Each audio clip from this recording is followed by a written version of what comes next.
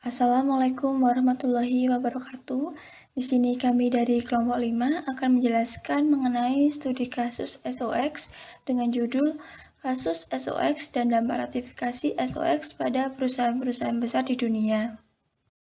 Sebelumnya, perkenalkan anggota dari kelompok kami. Yang pertama ada saya sendiri, Rian Nuridaya dengan NPM 2010104013. Kemudian ada Dia Nur Isnayani dengan NPM 2010104015. Dan ada Devi Widiawati dengan NPM 2010104114.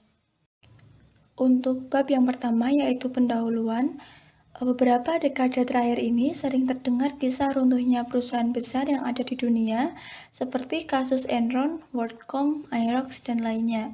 Hal ini menghantam profesi akuntan dan auditor, serta membuat keandalan laporan keuangan dan profesi audit mengalami jatuh di bawah bayang-bayang kecurigaan, dan membuat pelaporan keuangan menerima perhatian khusus.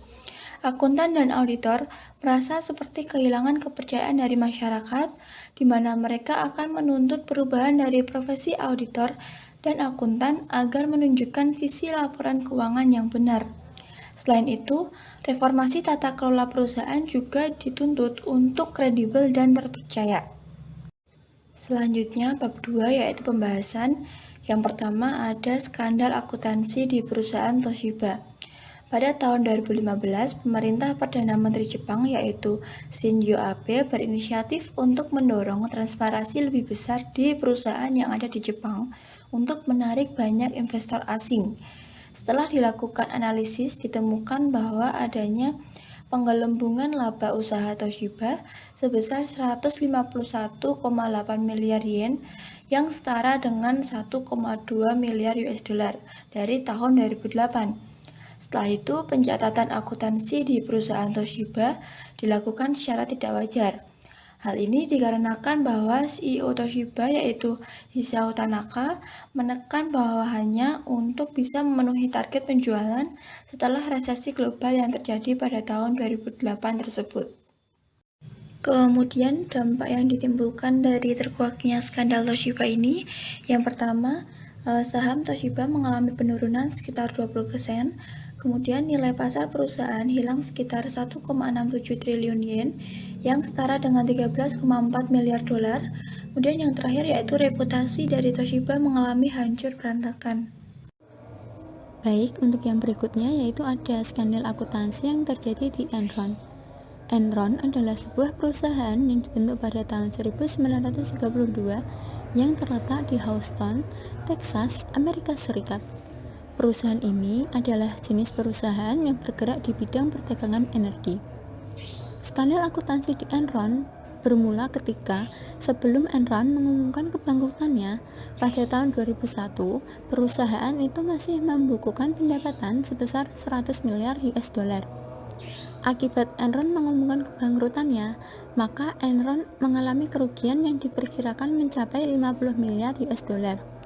Akibatnya, para pelaku pasar modal kehilangan 32 miliar US dollar dan ribuan pegawai Enron harus merelakan uang pensiun mereka yang berjumlah tak kurang dari 1 miliar US dollar.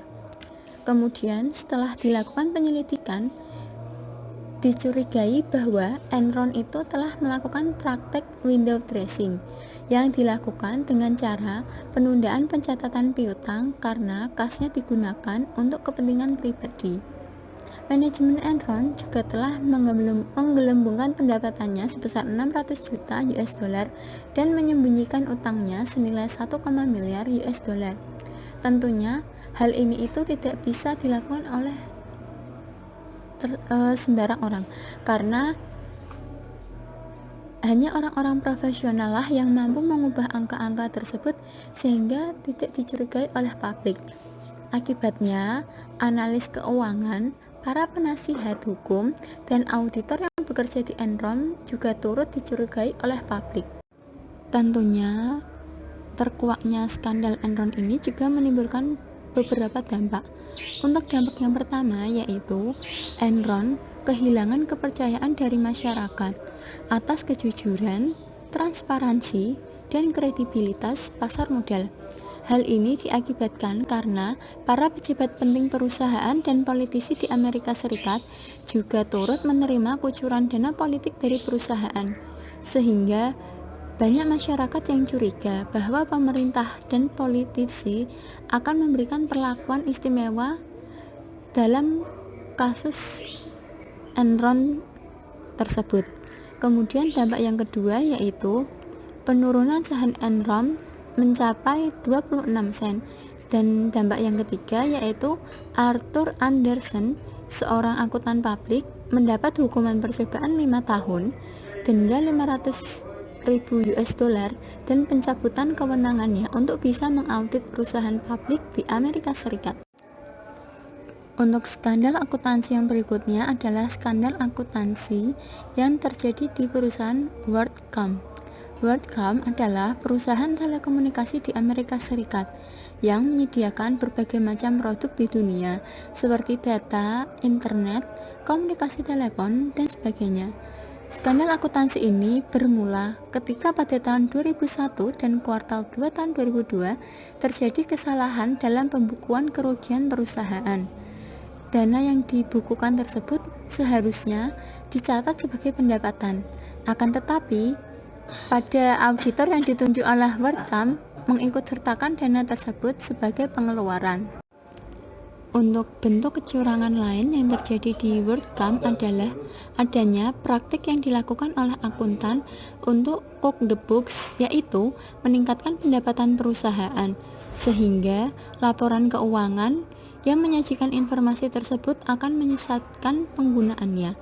Kemudian dampak yang ditimbulkan atas munculnya skandal ini yaitu reputasi akuntan yang akan merugi, karena akuntan akan mengalami kehilangan kepercayaan dari masyarakat, sehingga nantinya ketika para akuntan menyajikan laporan keuangan yang telah dan akan diperiksa, maka akan mendapatkan perhatian khusus dari masyarakat untuk bisa menyajikan laporan keuangan secara transparan, sehingga informasi yang didapatkan juga tentunya akan berguna bagi para pemangku laporan tersebut. Untuk yang selanjutnya yaitu timbulnya SOX. Skandal yang terjadi pada Toshiba, Enron, dan WorldCom dapat terjadi akibat adanya berbagai bentuk kecurangan atau fraud assessment.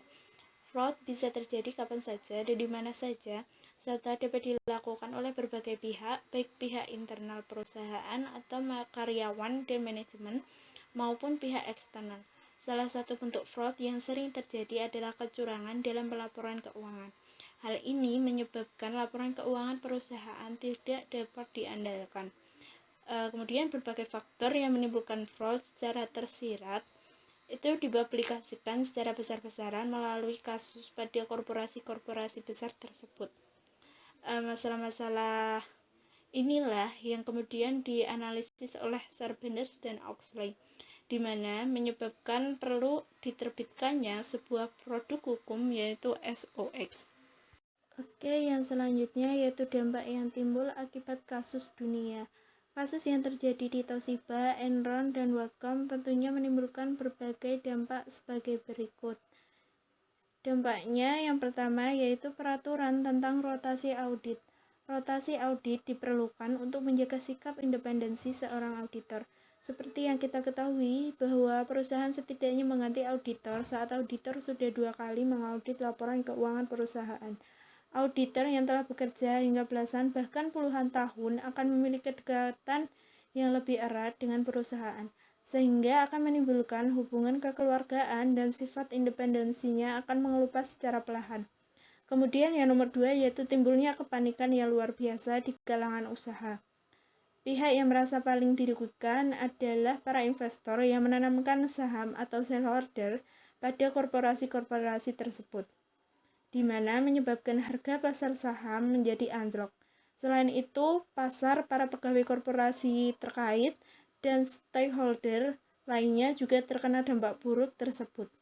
Hal-hal inilah yang membuat kepercayaan masyarakat, terutama calon investor terhadap pasar saham menjadi memudar.